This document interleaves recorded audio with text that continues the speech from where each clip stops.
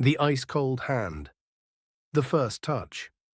Jack had always been a deep sleeper. No creaks in the house, no stormy winds, and no shifting shadows ever woke him. But on that particular winter night, something did. He stirred, feeling an unnatural chill creeping over his skin. His blanket had slid off, exposing his bare arms to the freezing air. Grumbling, he reached blindly to pull it back up when he felt it.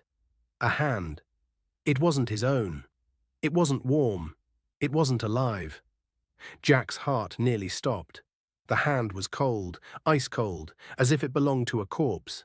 It gripped his wrist, firm but not forceful, sending a numbing sensation up his arm.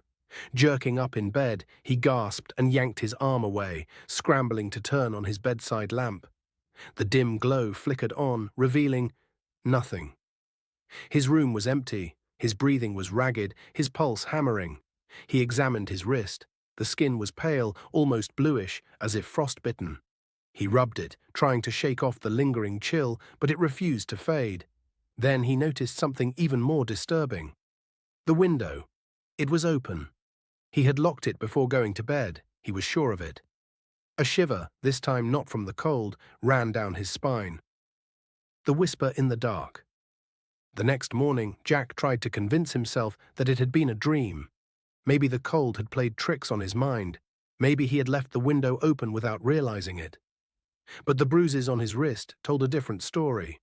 Did you do that to yourself in your sleep? His roommate Mark asked as they sat in their shared kitchen drinking coffee. Jack shook his head, staring at the faint marks. I don't think so. Mark frowned. Dude, you need to stop watching horror movies before bed. Jack forced a laugh, but he couldn't shake the unease settling in his gut. That night he made sure everything was locked. Windows, doors, even the closet, just for good measure. He wrapped himself in blankets and willed himself to sleep. Sometime past midnight, he woke up again. This time, it wasn't because of the cold, it was because of a whisper. Low, faint. Right next to his ear, Jack.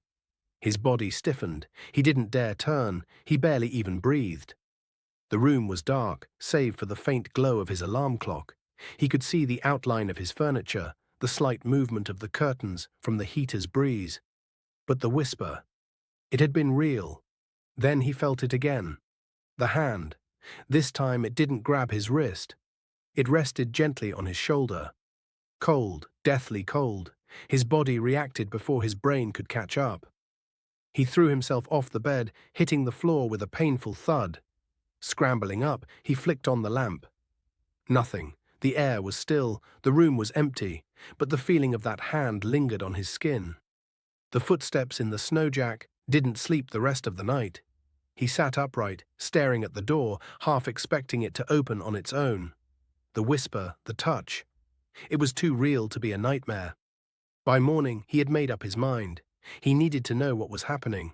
Outside his window, a fresh layer of snow covered the ground. He leaned out, his breath fogging up the glass, and froze. Footprints. They led from the forest behind the house, straight to his window. His stomach twisted. Someone had been outside his room. Or worse, inside. The frozen girl. Jack followed the footprints, bundled in his thickest coat. Mark thought he was insane, but he didn't care. He needed answers. The tracks led deep into the woods, where the trees grew thicker and the air turned colder. Eventually they stopped in front of an old, crumbling well. Jack hesitated. Something about the well made his skin crawl. It was ancient, covered in frost, and it was humming. A soft, eerie vibration came from within. Swallowing his fear, he peered inside. At the bottom, barely visible in the shadows, lay a body. A girl. Her skin was pale, her lips blue, her eyes frozen open in a lifeless stare. Her hair fanned out in icy strands, and one of her hands, the same hand that had touched him, rested against the well's wall. Jack stumbled back, his breath catching in his throat.